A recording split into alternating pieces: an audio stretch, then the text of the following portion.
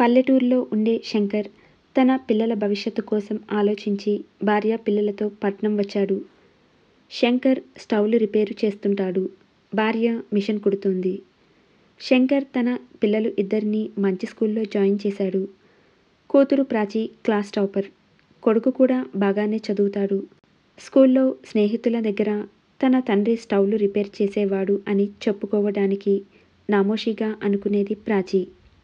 చదువుకుంటే ఏదైనా ఉద్యోగం ఉండేది నాన్న, మరి ఎందుకు చదువుకోలేదు అని తండ్రిని అడిగింది ప్రాచి. స్తోమత లేక, పరిస్థితులు అనుకూలించక, అంత సదుపాయం లేక నా తల్లిదండ్రులు నన్ను చదివించలేదు. నేను చదువుకోలేదు. నా పిల్లల్ని అయినా చదివించాలి అని కోరిక. అందుకే నేను చిన్న చిన్న పనులు చేస్తున్నాను అని చెప్పి శంకర్ షాప్కి వెళ్ళిపోయాడు. అయినా ప్రాచి తన తండ్రిని అర్థం చేసుకోలేకపోయింది. కొన్ని రోజుల తరువాత ప్రాచి 10th ఎగ్జామ్స్ రిజల్ట్స్ వచ్చాయి. ప్రాచి స్కూల్ టాపర్గా నిలిచింది. ఇంటర్లో మంచి కాలేజీలో చేరింది ప్రాచి. 10వ తరగతి తర్వాత పెళ్లి చేయకుండా కాలేజీకి పంపటం మన పద్ధతి కాదని శంకర్ తల్లి గొడవ పడేది. ఆడపిల్లకి పెళ్లి చేయకుండా చదివిస్తున్నాడని బంధువులు అందరూ శంకర్ని తిట్టేవారు.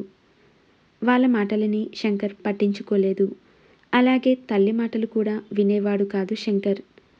ఇంటర్లో కూడా మంచి ఉత్తీర్ణత సాధించింది ప్రాచి. ఇంటర్ తర్వాత ప్రాచీని మా ఇంటి కోడల్ని చేసుకుంటాము అని అడిగిన దగ్గర బంధువుల్ని కూడా వద్దన్నాడు. తాను ఇంకా కష్టపడి సంపాదించి తన కూతురిని పెద్ద చదువులు చదివిస్తాను కానీ అప్పుడే పెళ్లి చేయను అన్నాడు శంకర్. కూతురిని డిగ్రీలో మంచి కాలేజీలో చేర్పించాడు శంకర్. కొడుకు, కూతురు చదువు విషయంలో ఎప్పుడూ వెనకడుగు వేయలేదు. ప్రతిసారి పండగకి భార్యా పిల్లలకి కొత్త బట్టలు కొంటుంటాడు కానీ తన కోసం ఎప్పుడూ కొనలేదు. అలా ఒక పండగ రోజున తండ్రి చిరిగిన బట్టలు వేసుకోవడం చూసిన కూతురు ప్రాచి మనసు చలించింది. వెంటనే తండ్రి దగ్గరకు వెళ్ళి, మా ముగ్గురికి కొత్త బట్టలు కొని నువ్వెందుకు కొత్త బట్టలు కొనుక్కోలేదు నాన్న అని అడిగింది ప్రాచి. అందుకు తండ్రి, నేను చేసే పనికి బట్టలు పాడవుతుంటాయి. నాకు ఎందుకు కొత్త బట్టలు అని కొనలేదు. ఆ రోజు ప్రాచి తండ్రి గురించి ఆలోచించింది.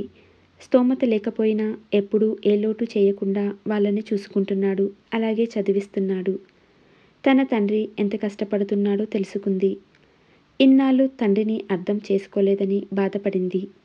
తన తండ్రి కష్టం అర్థం చేసుకున్న ప్రాచి ఇంకా పట్టుదలతో ఉన్నత చదువులు చదివింది.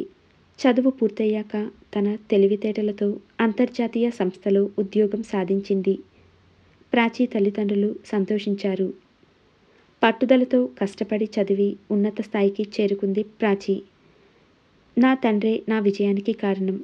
తన సంతోషాలను వదిలి మమ్మల్ని కష్టపడి చదివించాడని తండ్రి గురించి గొప్పగా చెబుతుంది ప్రాచి.